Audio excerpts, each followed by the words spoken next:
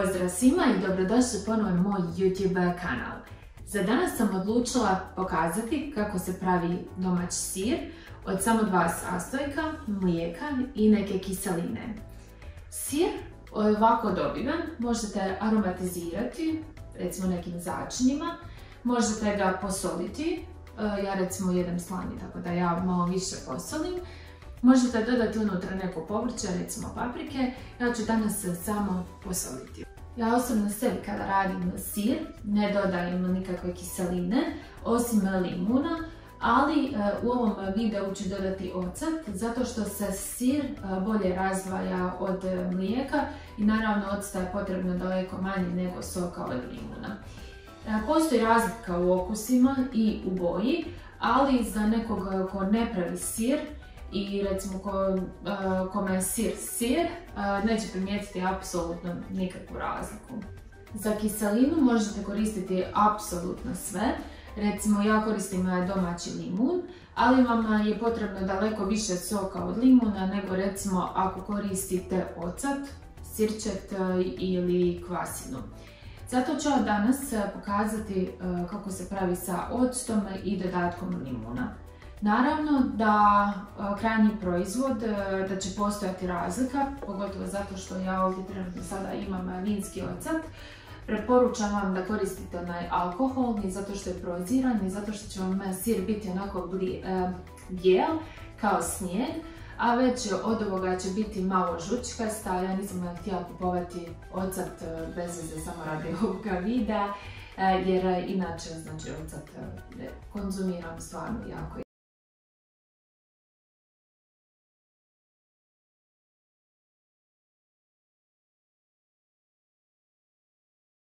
Možete praviti sir na ovakav način i od mlijeka iz tetrapaka, bez obzira je li to svježe ili trajno, ali ja koristim mlijeko od našeg lokalnog OPG-a, svježe.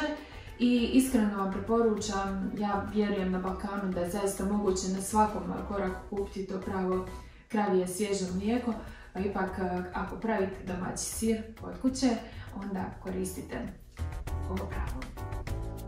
Što se tiče pomagala, ja najčešće kupim u ljekarnoj pola metra gaze, košta 1 kunu, ali možete koristiti i pelenu za bebe ili neku krpu koja vam može dobro odsjetiti tu smjesu koju dobijete nakon pripreme sira, odnosno sir.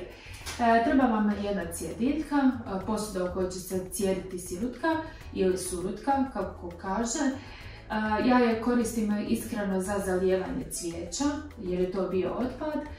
Ne koristim je dalje za pripremu hrane, ali možete koristiti recimo u smutijima, možete koristiti recimo u pripremi kruha sa sodom bikarbonom i slično. I za kraj možda najvažnije, jako je bitno da sve posude budu sterilne i čiste.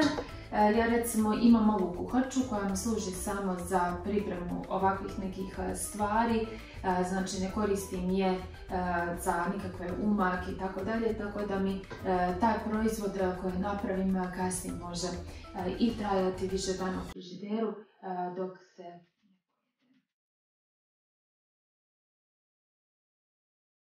Izrežite 2 limuna i iscijedite sok.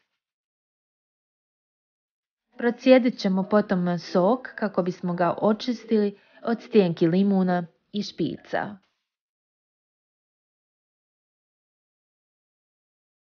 Stavite barem 4 litra mlijeka. Ja sam u videu koristila 2 litra jer sam samo toliko domaćeg mlijeka imala. Ne zaboravite stisnuti like i subscribe, jako mi puno znači vaša podrška. Zagrijte mlijeko na umjerenoj temperaturi do vrenja.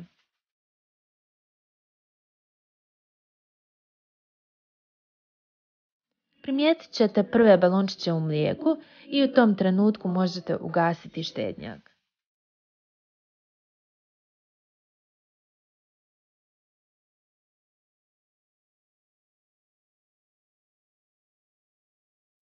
Dodajte limun i ocat. Na 4 litra mlijeka dodajte oko pola decilitra octa. Za ljepši okus sira možete dodati umjesto octa 1 decilitar tekućeg jogurta ili pavlake.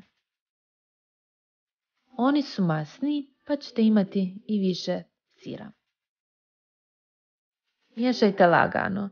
Primijetit ćete da se sir počinje odvajati od tekućine. Kad ste primijetili da se sir odvojio od tekućine, možete ga procijediti.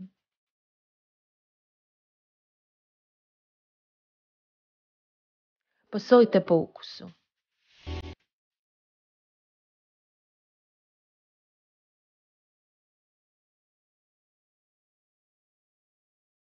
Vidim da je sir odlično ispao. Sada ga premotajte više puta kako biste ga dobro ocijedili.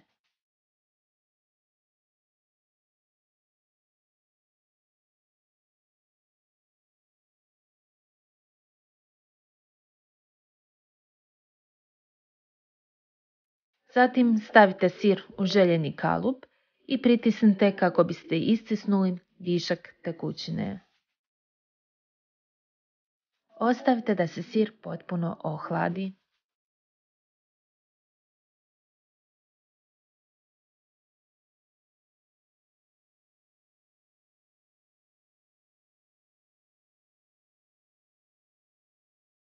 I to je to. Rezultatom sam zadovoljna na izgled. Sada idemo vidjeti kakav je sir na okus.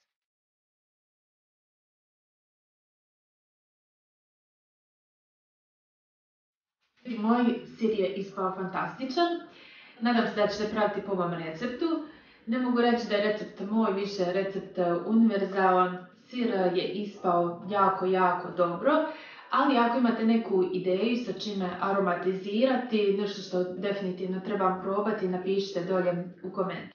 I preplatite se klikom na pretplate ili subscribe na moj YouTube račun kako bi vam se prikazivali i drugi videi koje pripremam. I drugi recepti koje pripremam. Vidimo se.